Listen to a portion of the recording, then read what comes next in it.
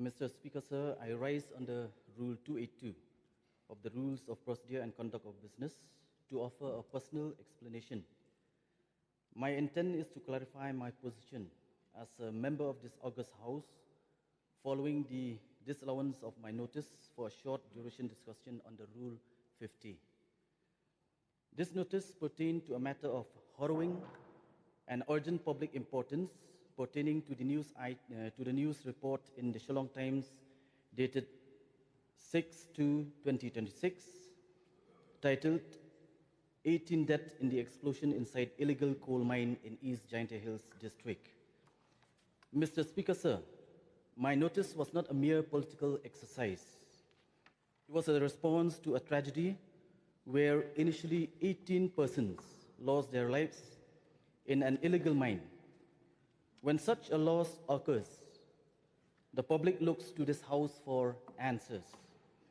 My effort to bring this to the floor was rooted in my duty to ensure that the enforcement failures that led to the explosion are scrutinized and that such incident, and especially the victim families, are not forgotten. The motion was disallowed on the grounds that the matter is sub judice.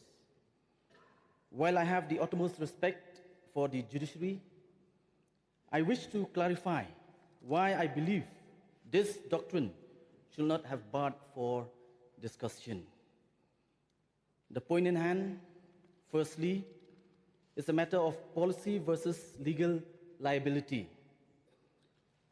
Court of law determines individual guilt or legal damages. This assembly, however, is the only forum to discuss state-level policy failures.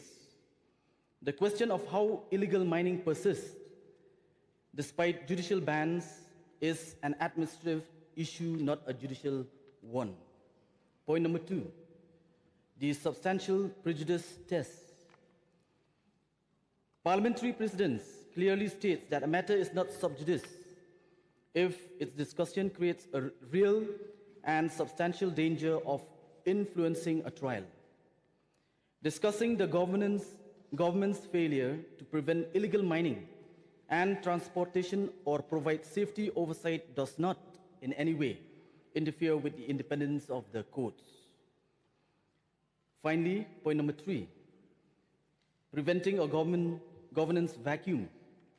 If every administrative lapse that results in a police case, for example, an FIR or a PIL, is deemed sub judice, this House will be effectively silenced on every major crisis in the state. We must not allow legal technicalities to become a shield for executive accountability. And in conclusion, I sought this discussion because more than 30 families are mourning, and the state silence in this House is perceived as indifference. While I abide by the chair's ruling, I feel it is my duty to the state that the rule of law is upheld when the executive is held accountable by the legislature. To treat the lives of those who tragically died as a mere legal technicality is a disservice to the mandate given to us by the people of the state. So with these few words, I will resume my seat. Thank you, sir.